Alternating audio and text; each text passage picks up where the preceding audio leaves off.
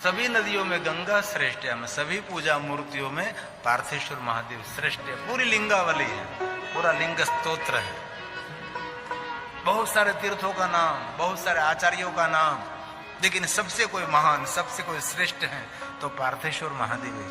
मिट्टी में से शिवलिंग हाथ से बनाना पड़ता है ना, वहां ग्लोव नहीं पहन सकते। पवित्र स्थान से मिट्टी लाकर उसको एकदम जल से विभूषित करके, गंगा जल मिश्रित करके सुंदर एक शिवलिंग बनाए, नीचे सुंदर पीठ बनाओ। जितने शिवलिंग इतने पीठ, सभी कामना, सभी की मनोकामना पूर्ण करने वाली परंपरा जो है पार्थेश्वर महादेव की। जितने शिवलिंग इतनी पीठ न बना सको तो एक शिवलिंग एक पीठ बनाओ, छोटे छोटे शिवलिंग बनाकर आसपास में रख दीजिए, उसको मणिलिंग कहते हैं। एक शिवलिंग से लेकर 10 करोड़ तक शिवलिंगों की महिमा बताई शिव महापड़ ग्रंथ में। पार्थेश्वर महादेव पूजा की महिमा, पार्थेश्वर पूजा एक यंत्र पूजा भी है, उनकी भी एक अलग से महिमा है। लेकिन शिव महापड़ ग्रंथ में कहा जो कोई मनुष्य नित्य पार्थेश्वर महादेव का पूजन करते हैं, अपमृत्युहरम काल मृत्युहरम श्रापि विनाशनम सद्य, किसी का श्राप हुआ है तो पार्थेश्वर महादेव की पूजा करें तो श्राप में से आपको मुक्ति मिलेगी। हमने बहुत बार कहा है कि दक्ष महाराज ने अत्रि पुत्र चंद्र को श्राप दिया था, तो ब्रह्मा जी ने चंद्र को कहा प्रभास तीर्थ में जाकर आप पार्थेश्वर महादेव का पूजन करें, और अत्रि पुत्र माता अनसुया का पुत्र चंद्र प्रभास तीर्थ में जाकर सागर के तट पर बैठकर पार्थेश्वर महादेव की पूजा करने लगे, और भगवान महादेव उनको मिले, और जो दक्ष महाराज ने श्राप दिया था, श्राप में से मुक्ति मिली, क्षय रोग में से मुक्त हुआ, क्षय रोग छूट गया, और हम सबको एक ज्योतिर्लिंग मिला जिनको हम सोमेश्वर, चंद्रेश्वर, सोमनाथ महादेव कहते हैं। ये पार्थेश्वर महादेव का उद्गम स्थान है। कलत्रा योग्य पत्नी मिलेगी जो कि पार्थेश्वर महादेव की पूजा करे, पुत्र मिलेगा, पौत्र मिलेगा, धन मिलेगा, धान्य मिलेगा, मान मिलेगा, सम्मान मिलेगा। इसीलिए रोज पार्थेश्वर महादेव का अवसर मिले तो बिलवृक्ष के नीचे बैठकर पार्थेश्वर महादेव का पूजन करें। मुझे कहने में बहुत खुशी हो रही है, हमारी परम शिव भक्त अनिला बहन रोज बिलवृक्ष के नीचे बैठकर भगवान का पूजन करते हैं। बहुत बड़ा पुण्य है। शिव महापड़ ग्रंथ में बहुत बड़ी बात की है। रुद्र संहिता का प्रारंभ में सभी महिमा है। बिलवृक्ष के नीचे बैठकर भगवान शिव का पूजन कर, बिलवृक्ष के नीचे बैठकर पंचाक्षर मंत्र का जाप करें, तुलसी के पास बैठकर पंचाक्षर मंत्र का जाप करें, तुलसी से पास बैठकर पार्थेश्वर महादेव का पूजन करें। बिलवृक्ष बहुत महिमा, अनंत महिमा बिलवृक्ष की है, जिनकी महिमा कोई गा ही नहीं सकता। सिर्फ महादेव के चढ़ाने की महिमा नहीं, अनंत महिमा है। जरूर हम गाते त्रिदलम त्रिगुणाकारम त्रिनेत्रम चत्र्याउदम एक बिल्वपत्र शिवार्पणम, हम गाते ही रहते हैं।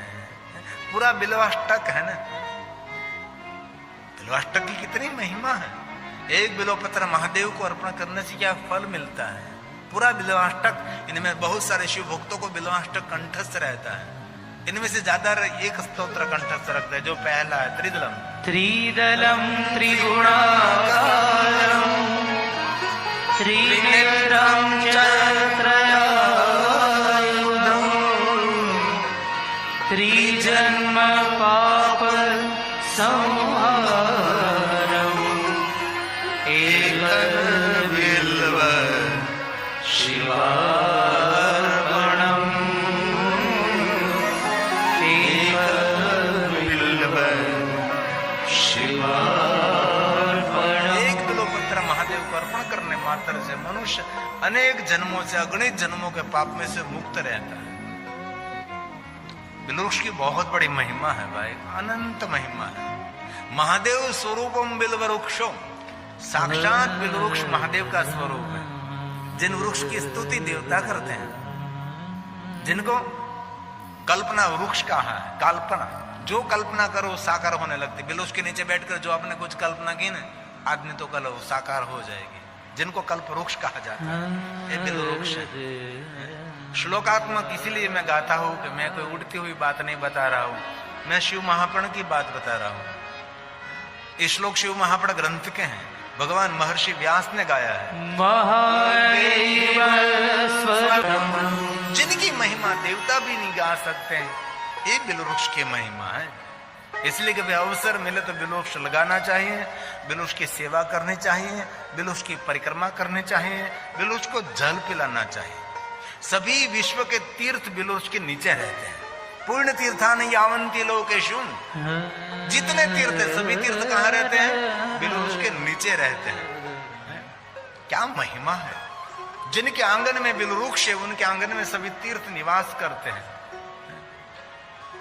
ये श्लोक शिव महापुराण अंतर्गत है। पुण्य तीर्थानि, बहुत सारे तीर्थ क्या देते हैं? कोई आपको पूछे तीर्थ में क्यों जाते हैं तो आपको क्या जवाब देते हैं? तीर्थ पुण्य देता है। पुण्य तीर्थानि, पुण्य देने वाला तीर्थ। जितने जितने पुण्य देने वाला तीर्थ है सभी तीर्थ बिलवृक्ष के नीचे निवास करता है। ये शिव महापुराण ग्रंथ गा रहा है। पुण्य तीर्थानि यावन्ति लोकेषु प्रथितान्यपि तानि सर्वाणि तीर्थानि बिल्वमूले वसन्ति।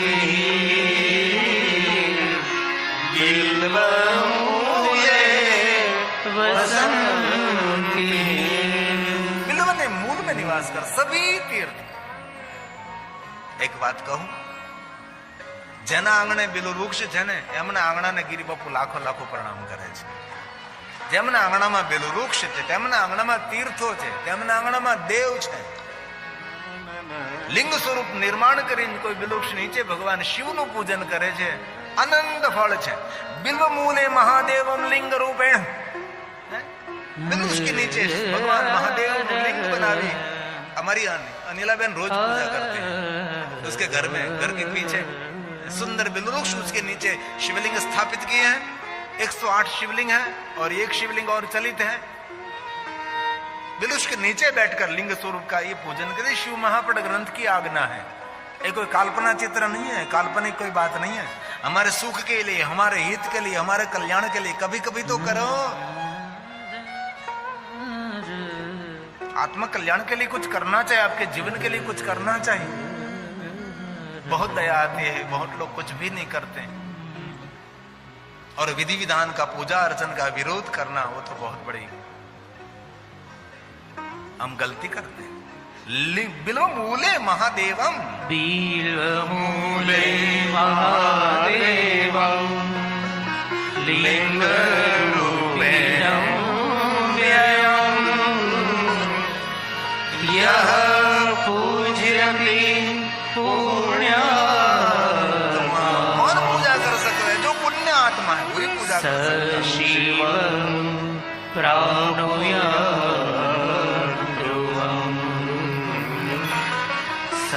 शिवं प्राणुयात्। भगवान महादेव उसको मिलते हैं।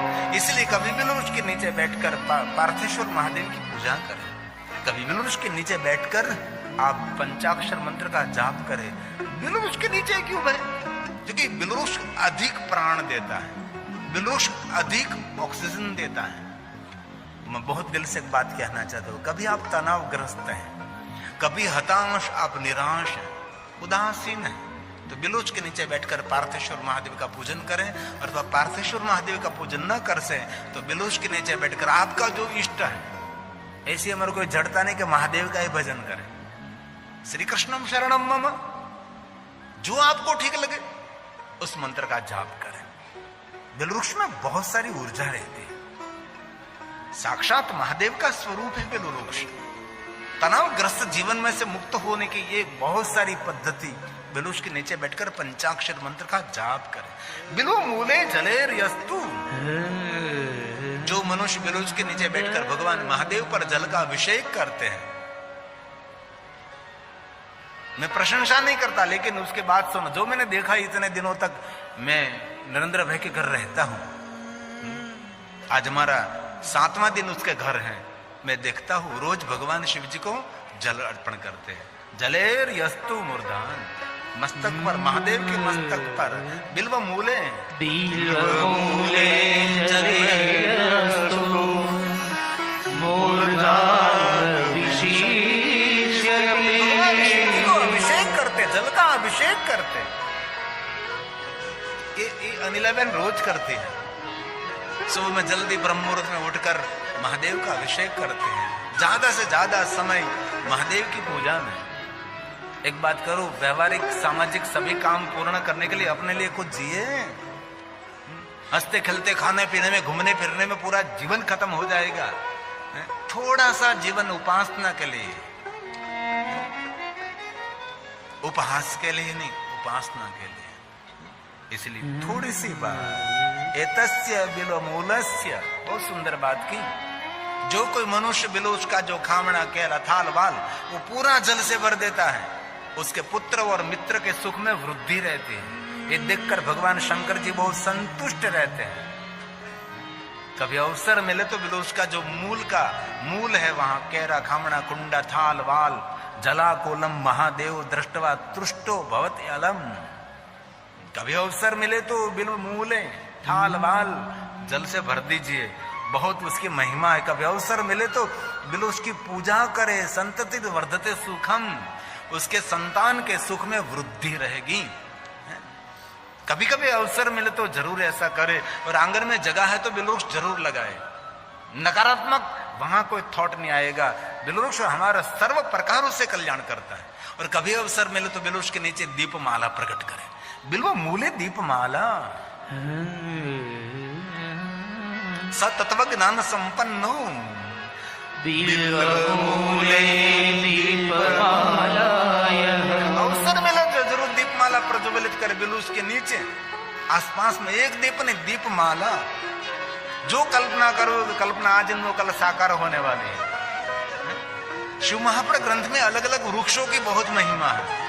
इनमें बिल वृक्ष की बहुत महिमा, पीपल वृक्ष की महिमा, वट वृक्ष की महिमा है, और वृक्ष लगाने की बहुत महिमा है। बिल शिव महापुराण सिर्फ महादेव की पूजा करते रहो, जाप करते रहो, नहीं, बहुत सारी पर्यावरण की बातें शिव महापुराण ग्रंथ में कही है। पर्यावरण के जतन की बात कही है, जलाशय निर्माण करने की बात की, तालाब निर्माण करने की बात कही, वन उपवन निर्माण करने की बात कही। शिव महापुराण ग्रंथ में बहुत सारी बातें हैं।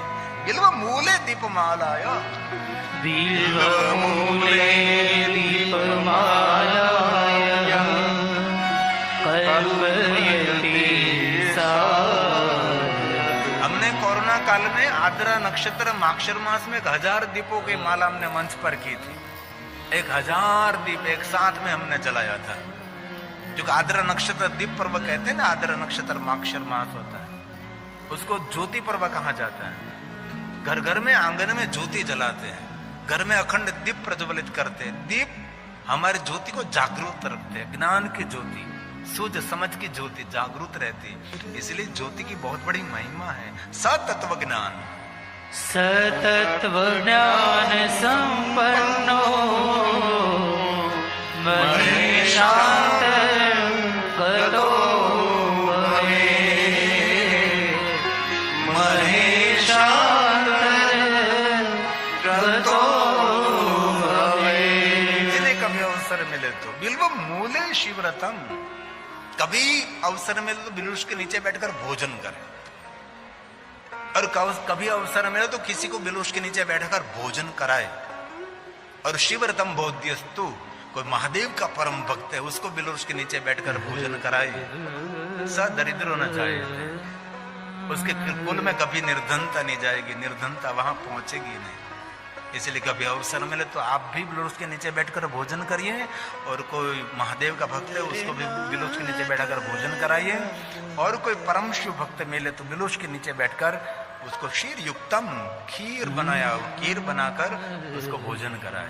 ऐसी बहुत सारी बात, मैं तो बहुत थोड़ी बहुत अल्प का संख्या में आपको कहता हूँ, बाकी विस्तार तो बहुत है। बिलो मूले क्षीर युक्तम, बिल्वमूले क्षीरयुक्तम् भोजनस्तु सैव। बिलवृक्ष के नीचे बैठकर भोजन करो और दूसरों को भोजन कराओ। और कोई परम शिव भक्त मिले तो यो दद्यात् शिवभक्ताय सदरिद्रो न जायते। उसके परिवार में कोई निर्धनता नहीं पहुंचेगी। सदरिद्रो न जायते। इसलिए वृक्ष लगाना चाहिए।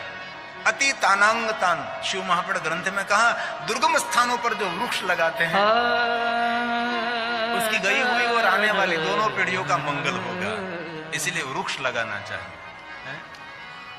कोई वृक्ष लगाओ, 100 देवालय बनाओ निर्माण, इसके बराबर एक वृक्ष है। एक वृक्ष लगाने से 100 देवताओं का देवालय निर्माण करने का फल मिलता है। इसलिए अति तानांगतान, ज्यादा से ज्यादा वृक्ष लगाए। धरती पर वृक्ष नहीं रहेंगे तो मानव जात जीवित नहीं रहेगी। मानव जात को जीवित रखने के लिए वृक्ष लगाना बहुत आवश्यक है। इसलिए घर के आगे पीछे कहीं भी जगह हो, ज्यादा से ज्यादा वृक्ष लगाने का काम करो। और नया वृक्ष न लगा सको तो कम से कम जो वृक्ष है उसके रक्षा करो। आज मैं गौरव करता हूं, मुझे बहुत खुशी और आनंद में व्यक्त करता हूं।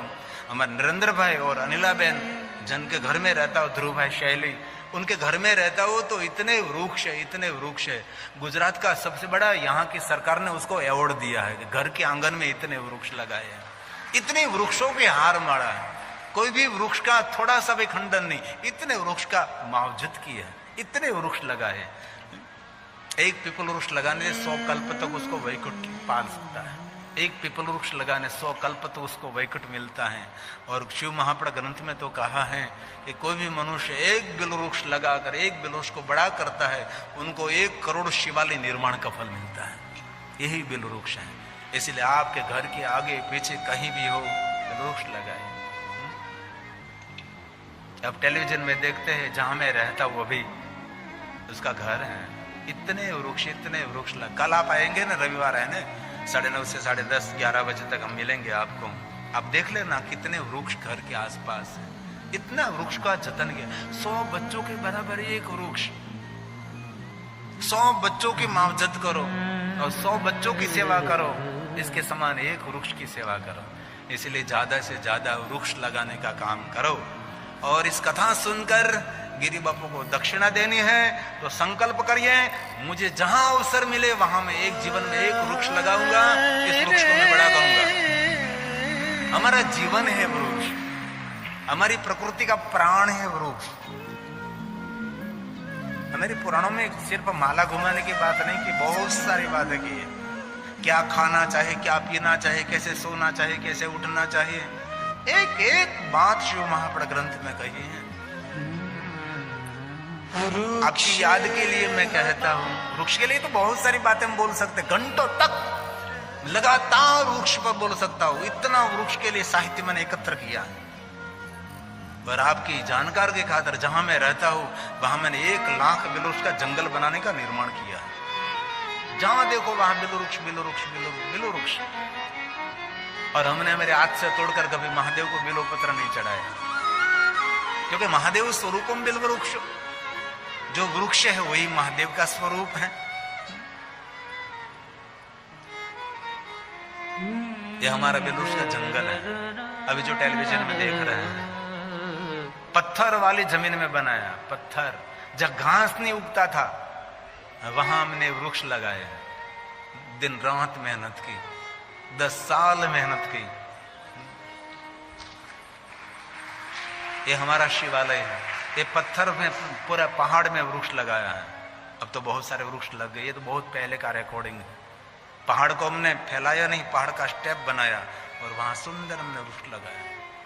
इसलिए आप भी वृक्ष लगाने के लिए कार्यरत रहो। शिव महापुराण ग्रंथ में सभी बहुत सारी बात वृक्ष के लिए बहुत सारी बात कही है। भगवान शिव की पूजा में बिल्वपत्र की महिमा है। शिव महापुराण ग्रंथ में बहुत सारे पुष्पों की महिमा है। एक पूजा का नाम है पुष्प पूजा, अलग अलग महादेव के पुष्प अर्पण करने की महिमा है। एक पूजा का नाम है धान्य पूजा, एक पूजा का नाम है धारा पूजा। ऐसी बहुत सारी पूजा की श्रृंखला है और ऐसी बहुत सारी महिमा भी है। ये पुष्प चढ़ाने से ये फल मिलेगा, ये पुष्प चढ़ाने से ये फल मिलेगा, ये पुष्प चढ़ाने से ये फल मिलेगा, ऐसी पूजा करने से ये फल मिलेगा, ये करने से ये फल मिलेगा। ऐसी बहुत सारी बातें शिव पुराण ग्रंथ में। लेकिन एक बार मैंने विस्तार किया था, लोग लालच में पड़कर ऐसी पूजा करने लगते, इसीलिए उसको मैं संक्षिप्त में कहता हूं। धान्य पूजा, धारा पूजा, पुष्प पूजा और बहुत सारी कामना की पूर्ति के लिए बहुत सारे प्रयोग दिखाए शिव महापुराण ग्रंथ में। लेकिन अंत में भगवान महर्षि वेद व्यास जी ने कहा है, एवं ज्ञातवा नर कुर्वन। कलयुग के अंदर लाख लाख पूजा करो, दिन रात पूजा करता रहो, लेकिन कलयुग निंदर कलो युगे विशेषण फल सिद्धिचु कर्मणा। जैसे कर्म करोगे वैसा फल मिलेगा। हमारे कर्म हम ठीक नहीं करेंगे तो कभी हमारा सुख नहीं होने वाला। सुखी होने के लिए जीवन में कुछ न कुछ परिवर्तन करना पड़ेगा। ये तो सत्य है ना, कोई नई बात तो नहीं है। कलयुग के अंदर हमारे कर्मों का फल मिलता है। जीवन पर्यंत आप पूजा करते रहो, लेकिन जो आपका कर्म नहीं बदलेगा, हमारा जीवन परिवर्तन नहीं होगा तो कुछ नहीं होगा। ये भगवान व्यास जी ने गाया, सभी महात्मा दिखाते अंत में कह दिया एवं ज्ञात्वा। इसलिए जीवन में जो कुछ मिल रहा है हमारे कर्मों से मिल रहा है। रामचरित मानस में तुलसी ने यही कहा, कर्म प्रधान विश्व रचि राखा। जीवन में जो कुछ मिला सभी मेरे कर्मों का फल, ऐसे मेरे शास्त्र कहते हैं। मैं तो मध्यस्थी हूं, मैं तो एक शिक्षक और टीचर का काम करता हूं। जो कुछ कहता हूं ये सब पुराणों का है, तुलसी ने गाया। कर्म प्रधान विश्व रचि इसलिए जो कुछ कर रहे हैं उसका फल मिलने वाला ही है। जो शुभ कर रहे हैं तो उसका फल सुखद होगा, अशुभ कुछ कर रहा है तो उसका फल दुखद होगा। दुनिया का हमारे कर्मों से, हमारा जीवन हमारे कर्मों से चलता है। आज आप जहां पैर रखते हैं वहां आपको सफलता मिलती है। क्यों मिलती है? आपके कोई शुभ कर्म है। जहां आप हाथ रखते हैं वहां हाथ आपका खाली नहीं आता, कुछ लेकर ही आता है। क्यों? आपके कोई शुभ कर्म है, आपके सत्कर्म है। इसलिए पुराने सत्कर्म हमारे पूर्ण हो, इससे पहले नए सत्कर्म करने लगना चाहिए। निरंतर नए पुण्य कर्म करते रहे। ये तुलसी ने आदेश किया है।